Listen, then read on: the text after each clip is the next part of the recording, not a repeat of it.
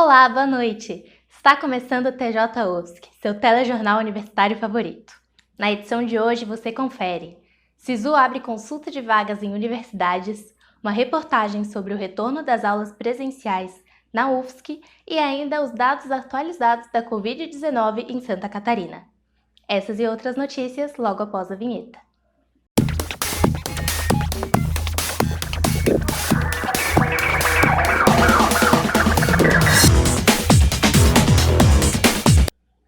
O Sistema de Seleção Unificada, o SISU, abriu hoje a consulta de vagas em universidades para o primeiro semestre de 2022. A UFSC oferece 1.930 vagas para esse sistema de ingresso. Os estudantes que desejam entrar na UFSC podem escolher entre 102 cursos para se inscrever pelo SISU. Diferente do ingresso pelo vestibular, que aconteceu presencialmente no último final de semana de janeiro, a entrada pelo SISU leva em conta a nota do Enem, Exame Nacional do Ensino Médio. Apesar da consulta de vagas já ter sido liberada, as inscrições começam apenas no dia 15 de fevereiro. Ainda falando sobre educação, vamos ver uma reportagem sobre o retorno das atividades presenciais na UFSC. No dia 7 de janeiro, foi anunciado pela universidade a suspensão da fase 2 de retorno do trabalho presencial de servidores da administração. A expectativa era que essa retomada acontecesse no dia 10 de janeiro. Mas para entender melhor o motivo dessas mudanças, a repórter Susan Rodrigues preparou uma reportagem especial para a gente e conversou com o pró-reitor da graduação, o professor Daniel de Santana Vasconcelos. Traz os detalhes dessa informação para a gente, Susan. Boa noite, Maria Clara. Boa noite para quem está nos acompanhando. Bom, essa suspensão foi por conta do aumento de casos da Covid-19 aqui em Santa Catarina. E o nosso primeiro questionamento ao professor Daniel, claro, foi quais são os próximos passos e se há uma data para a retomada presencial. Vamos ouvir.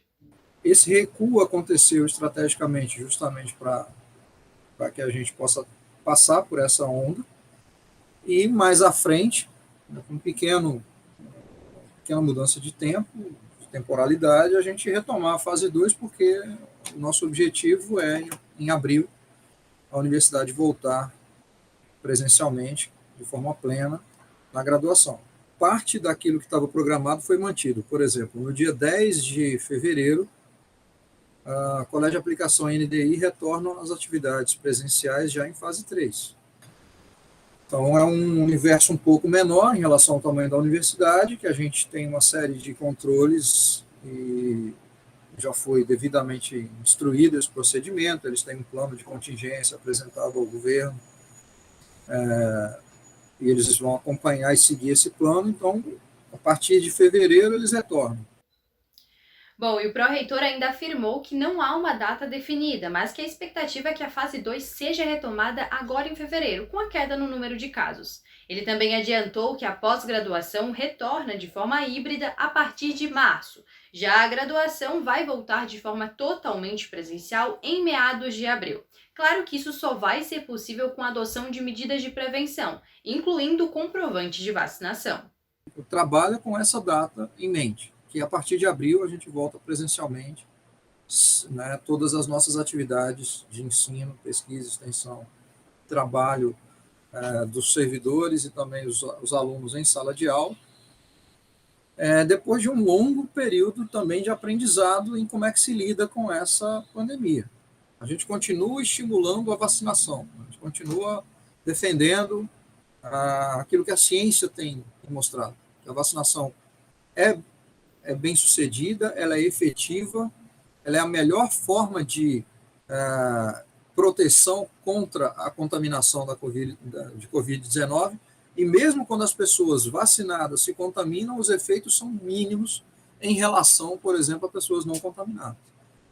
Nesse momento, a universidade está preparando uma normativa que vai também demandar a comprovação de vacinação por parte dos servidores docentes, técnicos e terceirizados para o retorno às suas atividades presenciais, e a mesma coisa vai ser estendida também para os discentes na volta às aulas a partir de abril.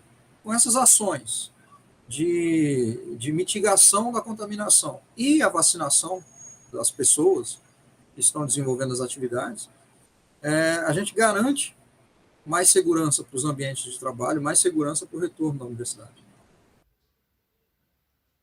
E além da vacinação, outras regras seguem sendo essenciais, como o uso de máscara, higienização das mãos, a aferição da circulação de ar dentro das salas de aula e, claro, o distanciamento social. Mas você deve estar se perguntando, e o restaurante universitário? Eu também fiz esse questionamento e o pró-reitor explicou. A gente está estudando as condições de funcionamento do restaurante, de atendimento do público a partir daí. Porque, como eu disse, para cada situação específica, os especialistas têm feito estudam aquele caso específico, aquela situação, e apresentam a sua leitura daquela situação, e a administração, então, avalia isso e adota as condições de biossegurança que considera adequadas e factíveis. As unidades que uma convergência muito grande de pessoas, a gente vai adotar padrões ou uma série de adequações também para esses ambientes. Nesse momento, o que a gente garante é que vai haver a abertura do restaurante universitário com protocolos adequados para a situação na qual o restaurante opera. Um atendimento de milhares de pessoas em horários muito específicos, né? Então, a gente vai buscar uma solução dessa equação. Sobre os eventos na universidade, além do vestibular presencial, as formaturas seguem sendo realizadas em um espaço aberto. O pró-reitor também garantiu que as formaturas em formato remoto seguem sendo ofertadas. E tem boa notícia para os estudantes. Em dezembro de 2022, o calendário acadêmico vai ser alinhado ao calendário civil. Isso significa que no ano que vem nós retornamos com 2 semestres regulares. Então anota aí. Dia 26 de março será concluído o semestre 2021.2. A partir de abril até o início de agosto, teremos o semestre 2022.1. E do final de agosto até pertinho do Natal, terminamos o semestre 2022.2. E para encerrar esse bate-papo, o pró-reitor deixou um recado para os estudantes e os servidores da universidade. Diante desse desafio que nós temos, né, terminar um finalzinho de ano letivo e se preparar para iniciar 2022 retornando presencialmente, a minha palavra fundamental é a quem ainda não se vacinou. Estimular quem não se vacinou a se vacinar. As vacinas que nós temos são seguras, são eficazes, são eficientes, elas resolvem aquilo que a gente tanto precisava que resolvesse, que é garantir às pessoas maior proteção contra a contaminação e, se contaminadas, evitar que elas tenham o desenvolvimento de um quadro grave de Covid-19. Algumas pessoas têm evitado, têm um discurso anti-vacina que é, a nosso juízo, extremamente egoísta, porque é extremamente centrado no eu, no indivíduo que toma a decisão por si próprio e esquece que nós vivemos em sociedade, em comunidade, e devemos ser solidários com os demais seres humanos que nos cercam. Quando eu me vacino, eu apenas não protejo somente a mim, mas eu protejo a minha família e todo mundo com quem eu tenho contato. Em abril, a gente quer se encontrar nos corredores, nas salas, nos auditórios, na biblioteca, nas unidades setoriais, em todos os espaços da UFSC, retomar aquela vivência que é tão rica dentro do espaço universitário, e a gente espera que todos tenham consciência de que é muito importante a vacinação para que esse momento seja ainda mais exitoso do que a gente espera. E nós, do TJ UFSC, seguimos defendendo a vacinação, para que em breve nós possamos nos reencontrar pelos corredores da UFSC. E olha, a expectativa tá grande, viu? Eu volto contigo, Maria Clara. E agora, você que confere os dados atualizados da Covid-19 em Santa Catarina. Os dados são da Secretaria de Estado de Saúde.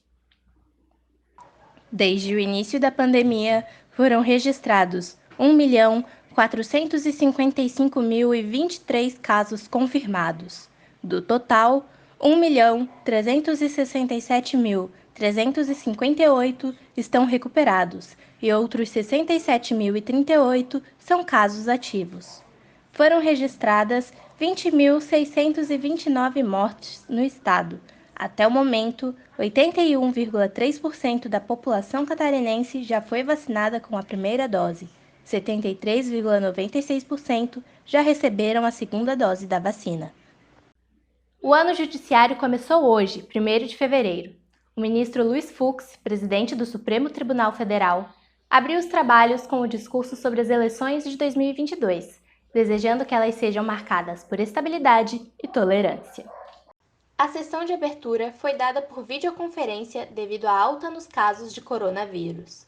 O ministro declarou que o STF se dedicará, entre outros assuntos, às agendas de estabilidade democrática e da preservação das instituições políticas do país. A importância da liberdade de imprensa para a democracia foi outro ponto destacado por Fux em seu discurso. O TJ UFSC de hoje vai ficando por aqui. Muito obrigada pela sua companhia e fica ligado no nosso YouTube e Facebook que amanhã voltamos com muito mais. Tchau, tchau!